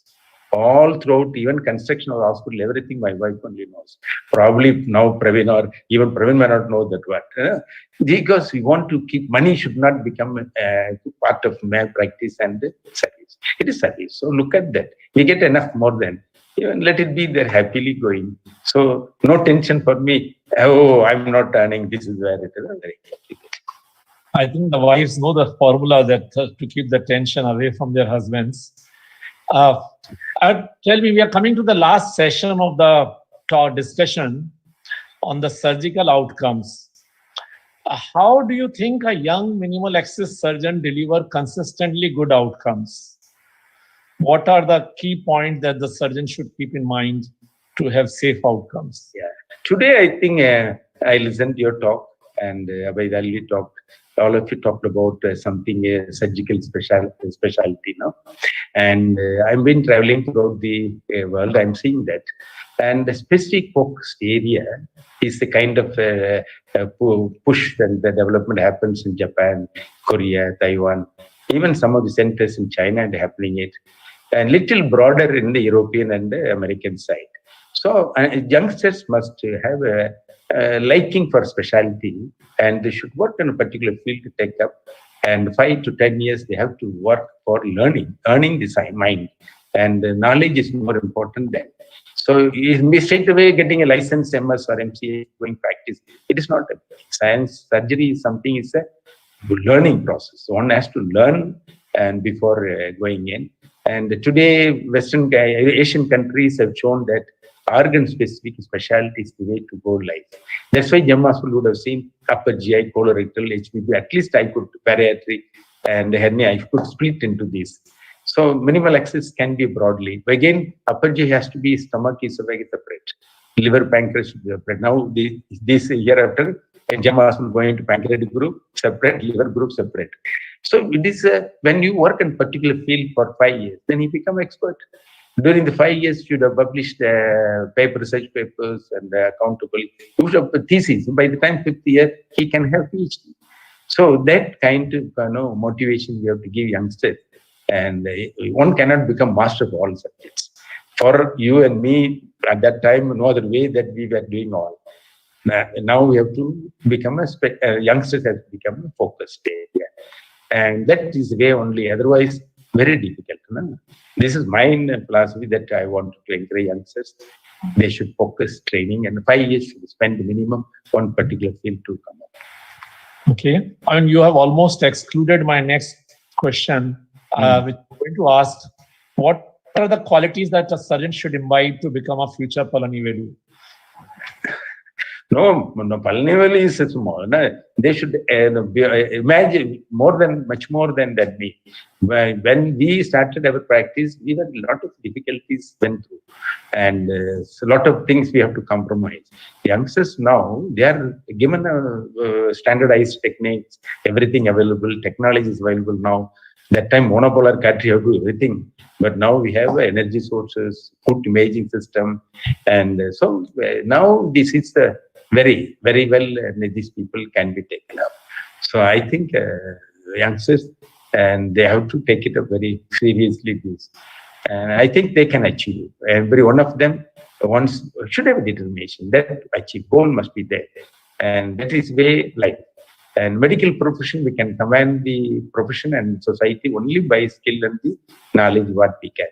We cannot earning money compared with other people and get the respect from the society. So I think that Dr. Palanivelu, one or two last personal questions. People believe surgeons' temper is necessary for good outcomes. Do you lose temper in operating room? I think you would have seen one of the surgeons, still remember, 95, he invited me to Vapi to do workshop. That guy told me, after 10 days with me, observer, Palanivelu, he seen it to me, Palanivelu, you did not get angry anytime. Why? You have not shouted the staff nurse. I'm not even one day. No? Why should you shout at them? No, I can't. My temperament shouting.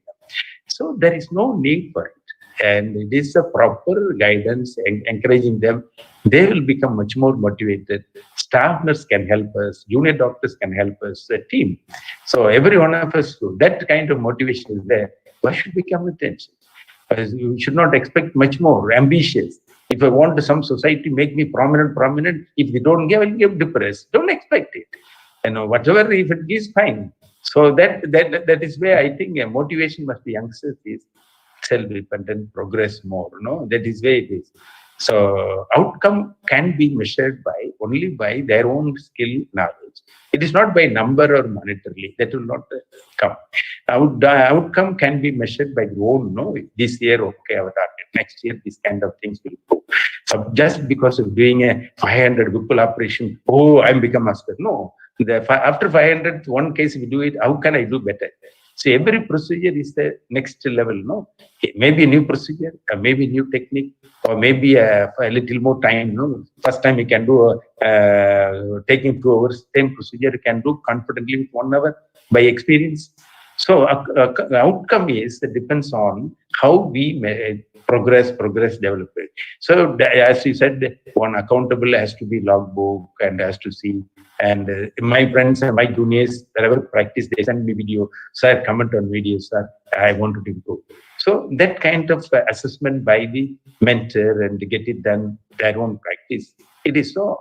That is very important, their own. Just, I've done, I used to see in our societies, one fellow will say 500, another fellow 600. Within 3 months, they will say number is putting up number. Number is not at all. That's why I don't put a number. Most of my presentation, I'll go only techniques. Then they used to ask me, sages, I remember, I said, you have the maximum number, we should give your data, no? Something like I was supposed to give. So outcome, it depends on the year by year, every procedure is learning. And number, no, how much we have done is not important. Next patient should be done better way than before. So competitive for my own procedure is me. I'm not looking at somebody's for competitor. Somebody would have done much better than I cannot do it and make it a problem. Whatever I had done, I should move a little more. So improvement, I have to look at accountable, my own standard, my own technique. And maybe I have morbidity a little more. Now I should reduce by next year. Otherwise, no meaning. That's why always January 1st, I take it. I started a government department surgical gastroenterology in January 1st. Reason I should look last year what I have done. So, okay, this year what I should plan. What new procedure I do it or what I have to do it. And 15, 20 years before, the technique would have been different. Now it is changed. That's why they were coming to Palanivelu, still doing it. Now he started he's doing robotic surgeries. Learning is continuous. As long as you practice, we have to.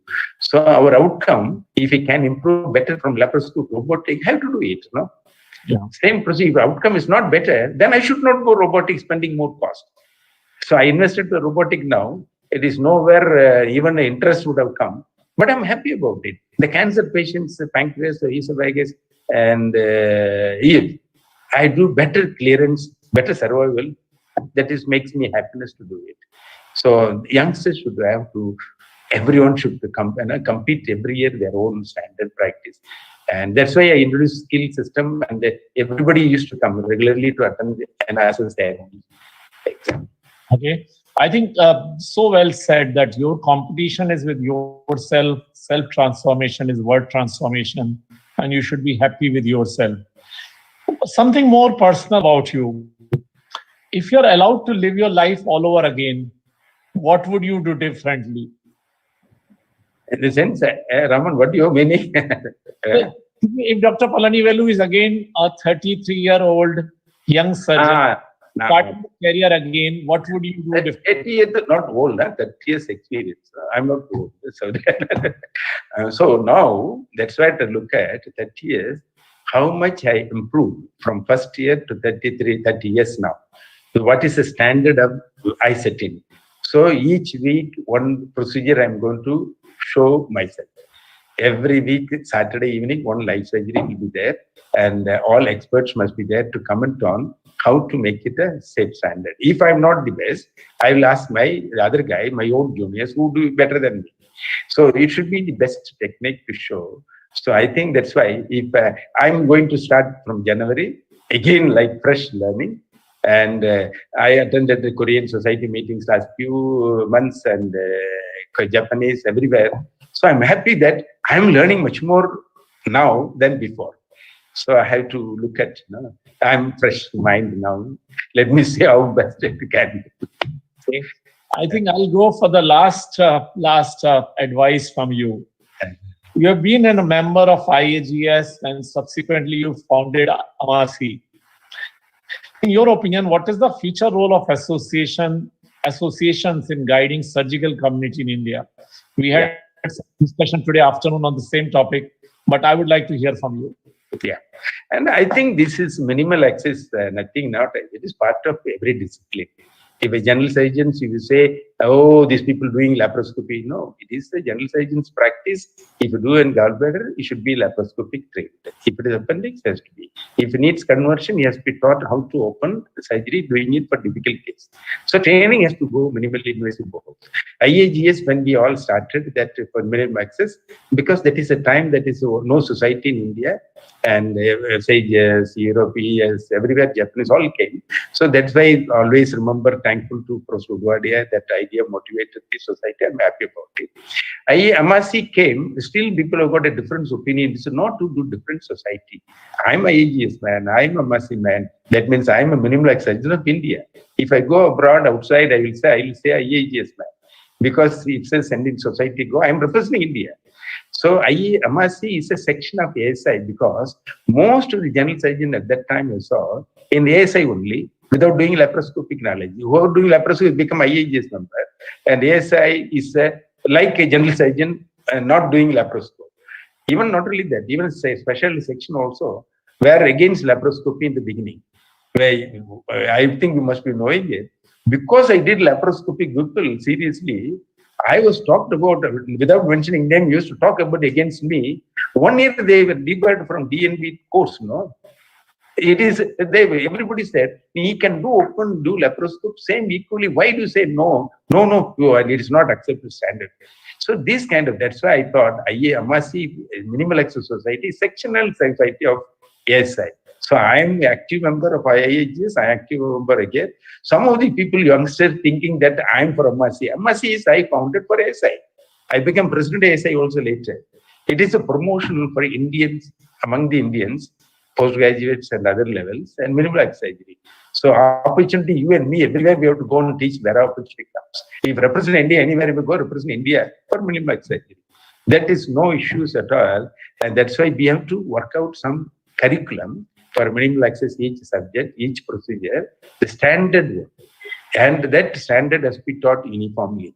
Otherwise, what happened, then the same procedure not properly taught, youngsters like to make complications. If you should not end up in complication, no, patients should not suffer because of that.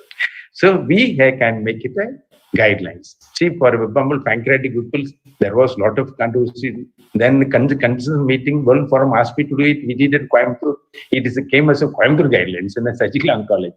So what we all can work out, each procedure, we can work out a standard of where to put exactly, what to do it, like, we can work out. That will help Indian surgeon confidently to move one step or new procedure to it. I think it is we all AMASI, IAGES, And all people, interested people in minimum access should jointly work for that. Very important. In fact, I'm for strongly say, no, I was doing in a laparoscopic surgery today. I was running journal for 2 years. And Amasi, when I started, immediately I was announcing it, name will be changed, minimum access. When Professor Udwadi announced JMAS, okay, when JMAS comes, there is no point of another journal. No? They also put me as editor, I'm happy to, That's why this society internationally represent IAGES and MSc representing for India.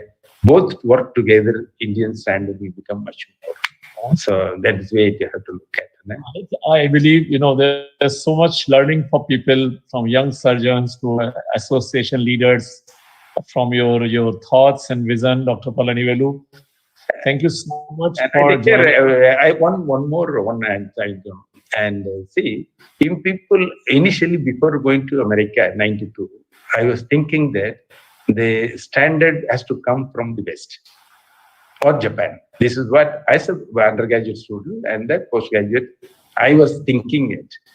And first visit in 1 month abroad, seeing the conference of all our presentation, then I got the confidence that, we also, Indians also equally can do it, is only motivation. But some or other, I have not been to UK, I have not been even once. But the letter first time came inviting to UK come and operate life surgery at Manchester during the society. So that Western type of style is functioning better, properly there. The recognition also will come. So Indian people thinking that, okay, if you go learn West, come back and practice this way. No, Indians equally have got enough skill. They can do it. And that kind of confidence they have to develop. And I think that's one last thing I say now. Yes, Ram. So thank you so much. I think Abhay has linked up. Abhay, do you want to add something before we ask Kanagwel to take over? Yeah, thank you so much. Actually, I've been listening through the entire conversation only on a silent mode and video off mode. Dr. Palanivelu, thank you so much.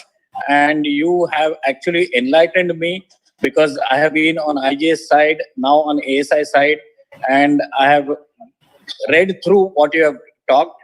So I will be after your blood for, as a section, help me in developing minimal access surgery throughout India. That's what I'm going to do.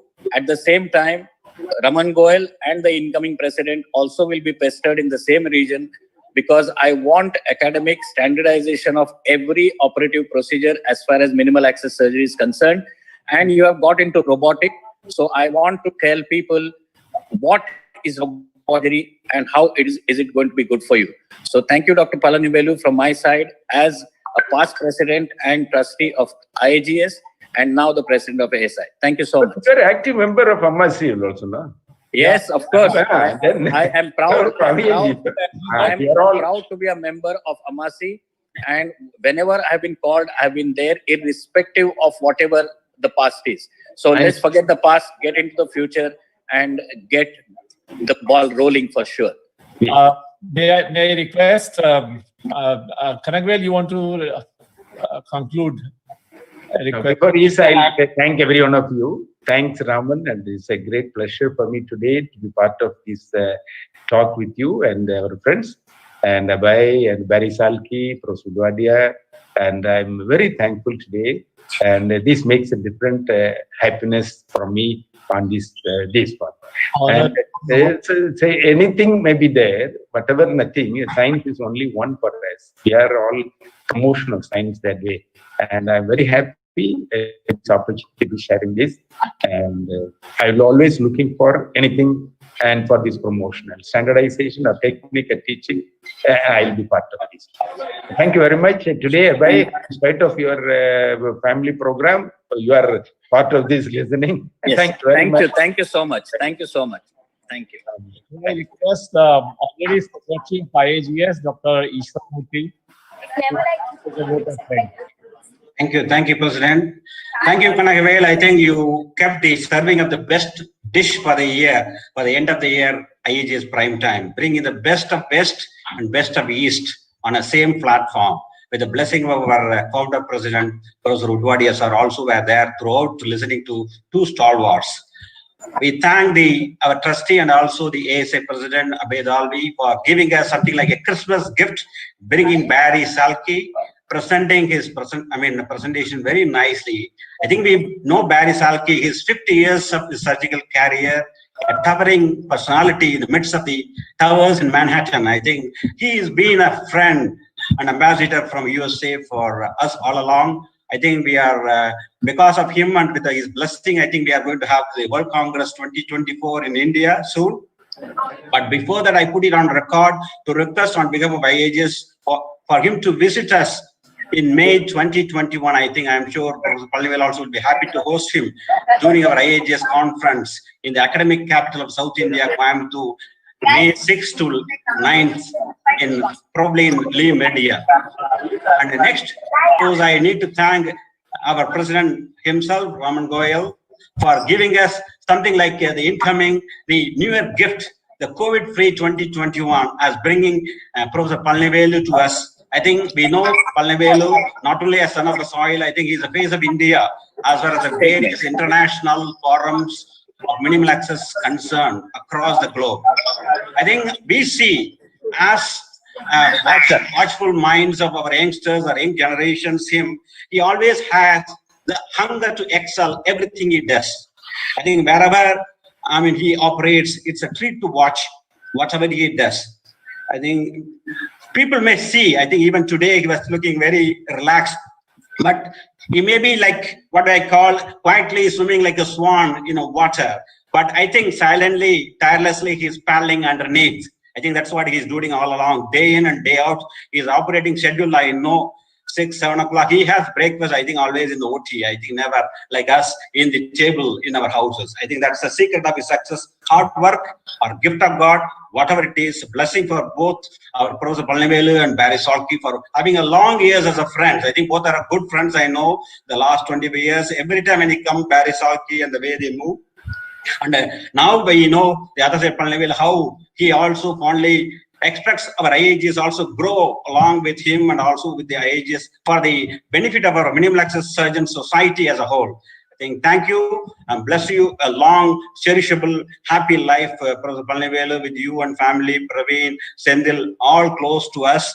I think we'll see them all again. I think we need your input, support, and also comfort with us, giving guidance during our 2020. And it's our conference in Coimbatore. Without you, I think it won't be a successful conference. I can say that very well. I am sure LP Thangavelu, myself, will be coming personally to request you to be there as a major part to make it a great success. I think that could be the one icing on the cake for an excellent career our President Ramen Goel had so far, in spite of the COVID pandemic, the online program, so many he has done. I think this is the best we can do along with your help.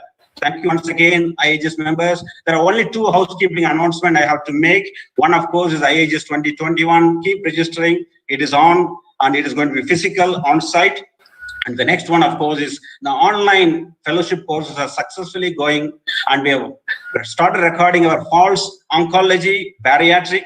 Both are going to be open in the first week of January. So join, make IAGES proud all over again in the International Forum. Jai Hind. Thank you very much. Have a safe good night. Everybody, Happy New Year, and we'll look forward. Happy New Year, everyone. Thank you, sir.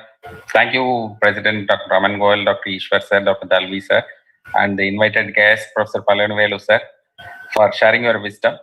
And we wish IAGES and all the surgical fraternity who have been joined with us for the past 2 intensive hours of learning a very happy new year. And I'm sure next year is going to have all your dreams come true. With that wishes, I call this session a close. Look forward to have better relationship for growing together. Bye-bye. Good night. Thank you.